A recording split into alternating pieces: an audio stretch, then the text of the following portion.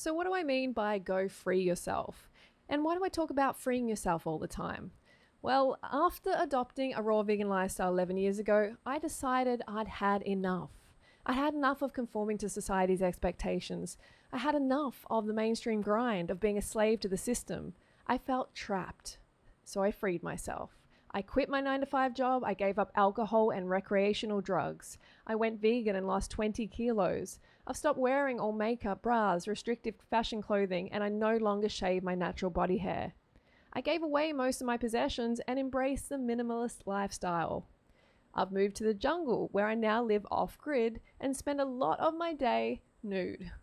I feast mostly on organic fruits and veggies picked from the land. I create very little waste and aim to be completely zero waste one day. I shower in monsoonal rains and drink from pristine creeks. I quit an unhealthy, codependent relationship and found myself again.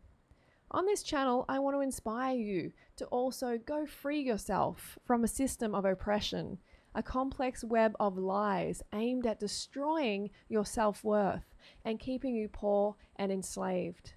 I want to help bring you back to what really matters in life, to your true self and true purpose in life. Am I saying you have to quit your job and move to the jungle like me? Well, you can if you like, but that will take time. There are things that you can do right now to start the process of freeing yourself. You can start by going a day without wearing makeup, or a week. Note down how you feel. You can do the same thing with shaving. Ask yourself why it's okay for men not to shave their bodies, but it's not okay for you.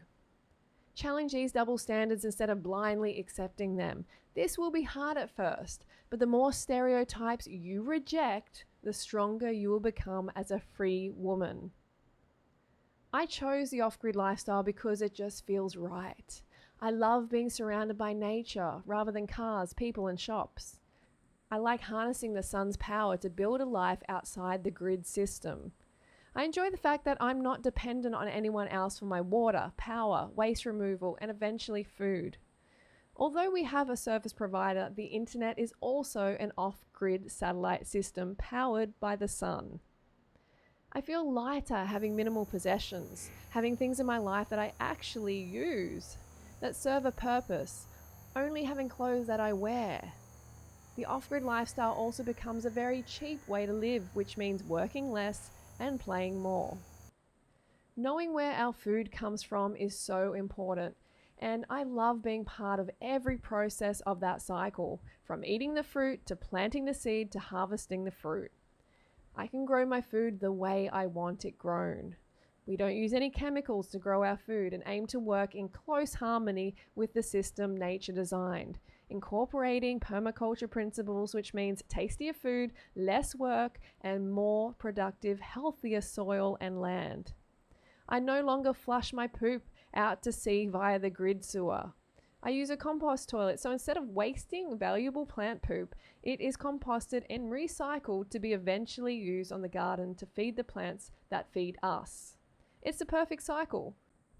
I also keep fit by living this way. I'm always walking around, bending down, lifting heavy things, using machete, pushing a hand mower. There is no need to spend money on gym memberships when you grow your own food. Working out in a gym is really a waste of precious human energy that could be used to cultivate food for millions of people. Jungle gyms are the best in my opinion. But life isn't all sunshine and rainbows. There are definitely challenges to living off the grid in the jungle. I've almost given up a couple of times. When it's monsoon season, the rains are the heaviest I've ever experienced in my life. The whole property becomes flooded with little lakes and streams, and it's almost impossible to keep anything dry. Linen can start to smell and feel damp all the time. Clothing molds very easily. Water is life, though, and much of the extreme weather fluctuations are key to growing good fruit. Since living here, I have also had two rather serious encounters with the wildlife. I was using the hand mower in flip-flops and was stung by 3 bull ants, which produced a nasty anaphylactic reaction. The pain was intense, but thankfully I overcame it within 24 hours. Next came a native tree that oozes sap containing urushiol oil, a highly toxic substance which produces a similar reaction to poison ivy. It started after I unknowingly sat on the sap, which then surfaced on different parts of my body as an agonizing, itchy chemical burn.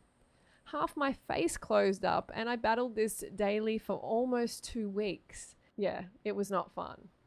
There is also the challenge of living with your partner 24/7. This naturally raises some issues, especially when times are tough, but it also means a strong bond is formed. Communication, understanding, and patience becomes more important than ever. For many people, living out here without a rubbish removal service would be a big challenge, but we love it as it pushes us even harder towards being zero waste. Wild pigs that were introduced by humans are one of the biggest threats to us successfully growing our own food. The pigs root up fruit seedlings, eat seeds, and destroy bigger fruit tree roots. So, yes, times can be tough, but I see all these challenges as life, as opportunities to become a better person.